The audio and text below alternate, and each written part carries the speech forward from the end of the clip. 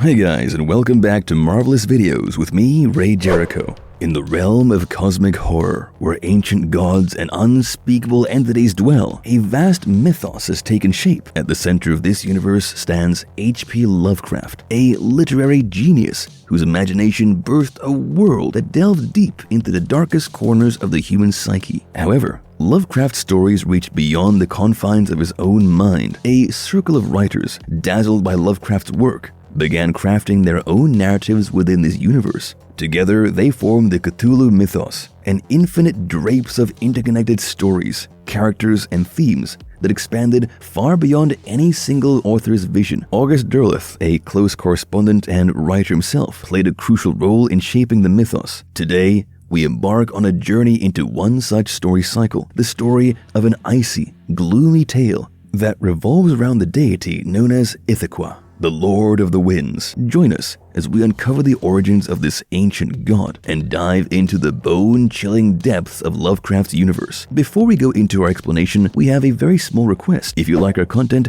please support us by subscribing to our channel. This is a small click for you, but for us, it means a lot. Thank you. Let's begin.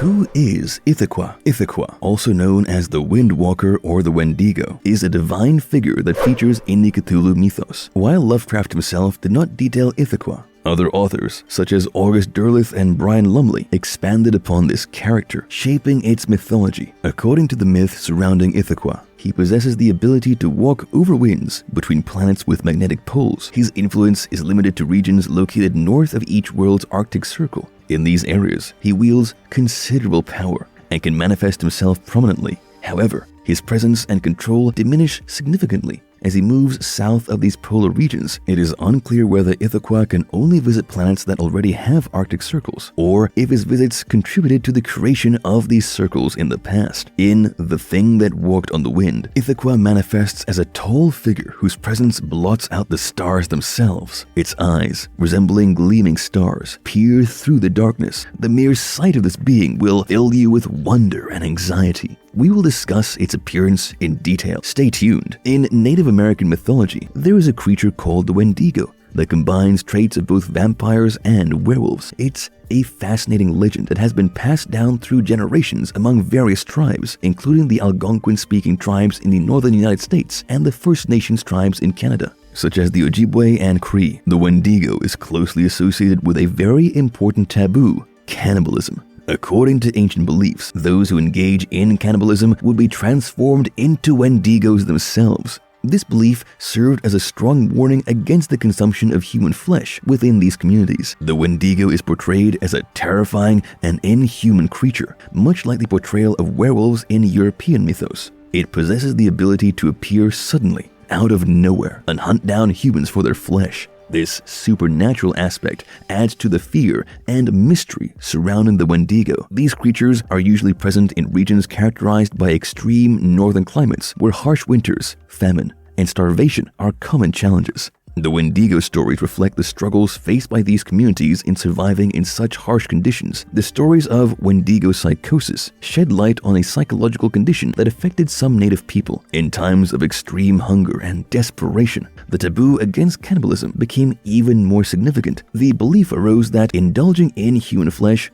would result in a never-satisfying and supernatural craving, leading to a permanent transformation into a horrifying monster, the Wendigo. The Wendigo mythos is thus of cultural significance to these communities. Despite facing challenges, they held firm to their principles and beliefs, using these creatures as cautionary tales to discourage cannibalism and preserve their humanity. As we know, the Wendigo of Native American mythology is said to have combined elements of a vampire and werewolf, whereas Derleth's interpretation aligns more closely with the cosmic horrors inspired by H.P. Lovecraft's work. Hence, it is worth noting that the connection between Ithaqua and the Wendigo, even though it's a derivative of Native American lore, it presents a more Lovecraftian interpretation of the creature. The cosmic horror elements associated with Ithaqua and the overarching themes of ancient and unknown entities align with Lovecraft's narrative style. Coming back to Ithaqua and its relation to Wendigo, Ithaqua is associated with cannibalism and the creation of Wendigos. When Ithaqua visits certain areas, people there start engaging in cannibalistic behavior, and he often kidnaps individuals, causing them to fall to their deaths or transform into Wendigos themselves. Reports describe Ithaqua as a huge figure, standing about 50 feet tall, with long limbs, glowing red eyes, and concealed webbed feet that stir up freezing winds. Mysterious footprints left in the snow are said to be evidence of his presence. There are theories suggesting that Ithaqua is the child of two other important beings in the Cthulhu mythos, Shub-Niggurath and Hastur. The exact origins and position of Ithaqua among the great old ones are mysterious and open to interpretation within the Lovecraftian world.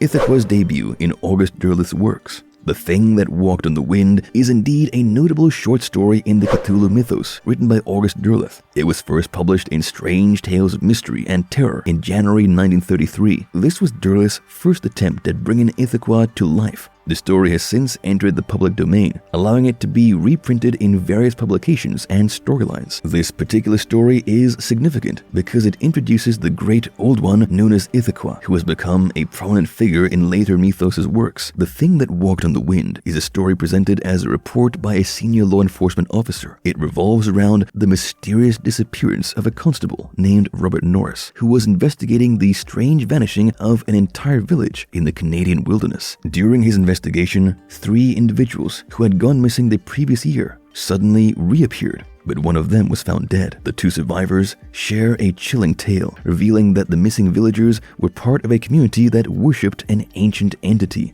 This deity would punish its followers by kidnapping them and subjecting them to unknown forms of punishment. While conducting his investigation, Norris catches a glimpse of the creature itself, Ithaqua, which ultimately leads to his freezing demise. The story delves into the consequences of encountering Ithaqua and the fate that befalls those who lay eyes upon this terrifying being. Returning to the chilling domain of Ithaqua, Derleth's story titled Ithaqua delves into the story where the area along the Olassie Trail is revisited. A Mountie, Canadian police officer, shares a report about a man named Henry Lucas who has gone missing, leaving behind some puzzling tracks. It seems that the man walked out of a door and vanished without a trace. Another officer, Constable French, takes up the investigation. The local priest points him towards mysterious altars and fires in the woods that were mentioned in rumors. French discovers 3 unusual stone altars arranged in circles and finds evidence of large bonfires. During his exploration, he catches sight of the creature known as Ithaqua, before quickly retreating back to the town of Cold Harbor. In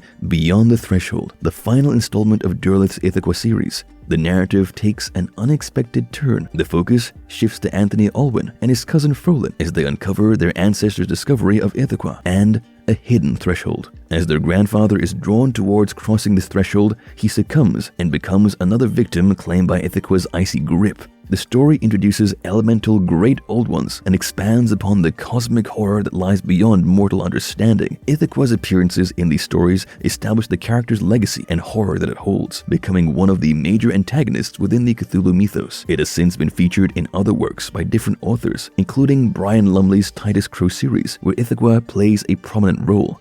Ithaqua cult. Ithaqua, as depicted in the Cthulhu mythos, has strong connections to Native American legends, particularly the tales of the Wendigo and possibly the Sasquatch. According to Native American beliefs, those who venture into the far north are pursued and devoured by Ithaqua. While his following is relatively small, people in Siberia and the Arctic regions of North America offer sacrifices to appease him. Interestingly, those who join Ithaqua's cult become resistant to the extreme cold of these regions. The Shantaks are creatures often associated with Ithaqua. They are described as bird-like beings with slimy bodies and bat wings larger than elephants. These creatures reside in the Dreamlands and are hunted by the deity Nodens while also fearing the night gaunts. Another group, known as the Nopkas, who are cannibals, are said to worship Ithaqua alongside other entities like Afumja and Ran-Tegoth. In Brian Lumley's Titus Crow series, Ithaqua plays a significant role in a different dimension called Borea, an icy world. Lumley portrays Ithaqua as a being who travels between Borea and Earth through the winds of space, bringing victims back to the Arctic wastes to worship him. Ithaqua specifically targets female humanoids in his attempts to reproduce. The reasons behind his actions are mysterious,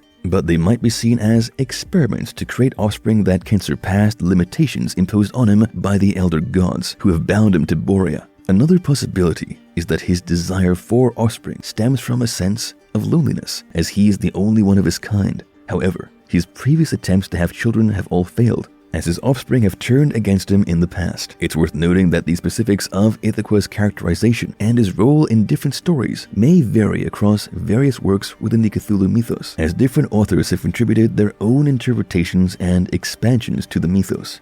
The influence of Ithaqua on popular culture and its symbolism. Ithaqua is indeed an intriguing character within the Lovecraftian mythos and has left a lasting impact on various forms of popular culture, literature, and comics. Apart from being referenced in Marvel comics, like in Doctor Strange and Journey into Mystery, Ithaqua has also made appearances in other literary works inspired by Lovecraft's mythos. Many authors continue to incorporate Ithaqua and its associated themes into their horror and speculative fiction stories, movies, and television. Lovecraftian horror, including elements similar to Ithaqua, have been a source of inspiration for numerous films and TV shows. The themes of ancient, otherworldly beings and cosmic horror continue to captivate audiences, even if Ithaqua is not explicitly featured. Video games. Lovecraftian themes, including Ithaqua, have been embraced in the world of video games. The concept of unfathomable cosmic entities, psychological horror, and exploration of the unknown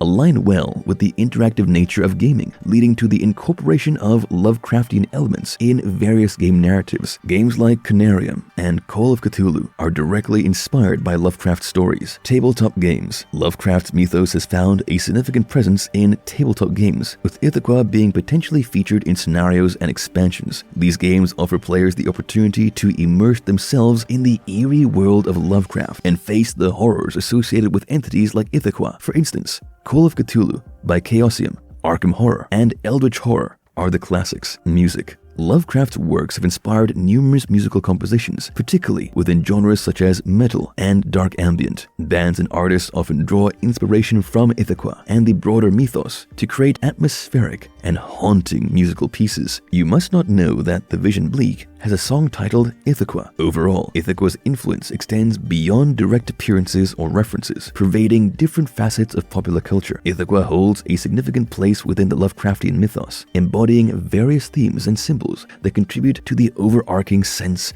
of cosmic horror. These themes include isolation, the cold and fear, hunger and greed, the insignificance of humanity, and transformation and loss of identity. Ithaqua's association with remote and desolate locations reflects the theme of isolation, evoking a sense of emotional and psychological seclusion experienced by the characters in these tales. The frigid and relentless nature of Ithaqua's presence, often accompanied by storms and blizzards, symbolizes a deep-rooted fear and dread that cannot be escaped, reinforcing the notion of cosmic horror. Linked to the Wendigo myth, Ithaqua represents insatiable hunger and greed. The Wendigo legend traditionally centered around gluttony and cannibalism, and Ithaqua's victims are often driven to consume human flesh, highlighting the theme of primal desires and the consequences they bring. As a Lovecraftian entity, Ithaqua embodies the significance of humanity in the vastness of the universe. His ancient and powerful nature renders human life unimportant, challenging our unspiritual worldview and instilling a sense of existential terror. The transformation and loss of identity experienced by Ithaqua's victims parallel the broader Lovecraftian themes of humanity's frailty and susceptibility to cosmic forces.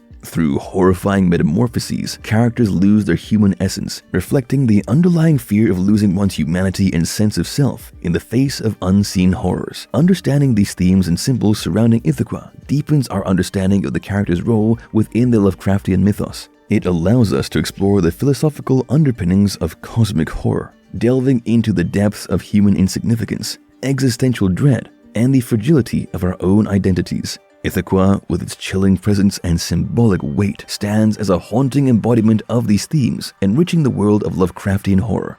Marvelous verdict. Ithaqua's existence transcends its Wendigo origins, firmly establishing itself as a prominent entity within Lovecraftian horror. Its portrayal embodies the core themes of cosmic insignificance, isolation, and the terror of ancient, unknowable forces that pervade Lovecraft's mythos. Ithaqua's influence extends beyond its appearance in Derleth's works, permeating the realms of literature, comics, movies, video games, and music. It continues to captivate audiences, leaving an indelible mark on the fabric of popular culture. And if you like our content, don't forget to leave a like and subscribe to us if you haven't already. Have a good one, and be safe. Thanks, everyone.